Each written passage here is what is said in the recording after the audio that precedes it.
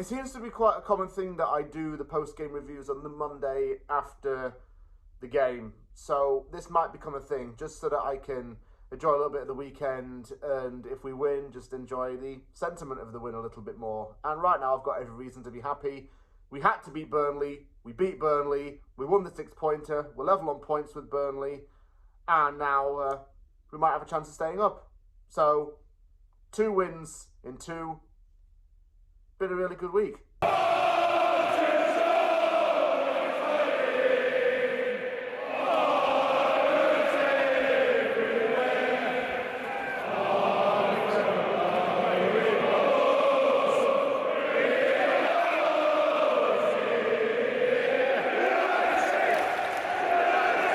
Yeah, it finished. West Ham United 3, Burnley 2 at the London Stadium. We did it in the most scruffiest way possible. Yet again, we scored some very scrappy goals, but I don't care. I think it was Nick Killington who was talking about claret and booze and saying about how he wants more chaos goals. I now understand what he means by chaos goals. These goals that are not exactly the most aesthetically pleasing to watch, but they at least cross the line and they at least get West Ham wins. So I'm a chaos goals enthusiast in that sense. Look, really good performance from West Ham.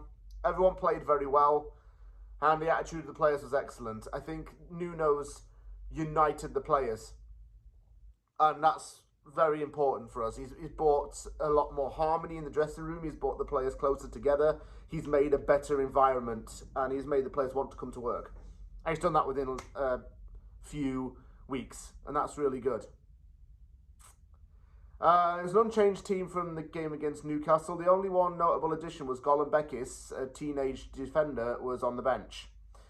Thought the first half was a bit flat. Didn't really think much went on, but Burnley did score through Zian Fleming after 34 minutes. He headed it from inside the box. Areola didn't really react to it. And I wanted West Ham to respond accordingly to that, and West Ham did. Somerville took a shot at goal. It was bouncing around in the box like a pinball, but it fell to Wilson, who headed it past Dubravka. And just for the record, Dubravka had an absolutely shocking game for Burnley in goal. He was not good at all. Wilson used his target man approach to attacking and just headed in from close range to equalise. It was a deserved equaliser as well, and we looked a little bit more confident. Matheus Fernandes, by the way, was running the show in the midfield. He was outstanding. 98.1% pass completion rate, 100% tackles won, and 17 passes into the final third in this game, to give you some statistics. He was phenomenal. As was Freddie Potts. He was leading the way in that first half. The one player who was disappointing me a little bit in that game, though, was Bowen. I didn't really think he got going in the game. He never really got into the flow of things, but he contributed somewhat still. Defensively, we looked a little bit better. Tadibo improved in the back, so that was a good thing. In the second half, Potts had a little bit of a hamstring issue, so he had to come off, and on came Thomas Souček. Souček coming off the bench is something I'm okay with now. I think it's okay that he comes off of the bench in games and makes an impact as an impact sub. Magasa came on for Wilson, so West Ham adopted a bit more of a defensive approach. Burnley took off some of their better performers, which was weird. They took off Hartman, who was having a decent game. And that made no sense. And even the fans said that Parker messed up those substitutions. And it turned out that he did. The West Ham second goal was very similar to the first goal. It was just very close range, deflected into the path of Souček, who chested it into the net. 2-1, he runs off doing his helicopter celebration. Don't know how he does it, just being there in the right place at the right time, but hey-ho. Walker-Peters and Igor came on for Somerville and Paquetá.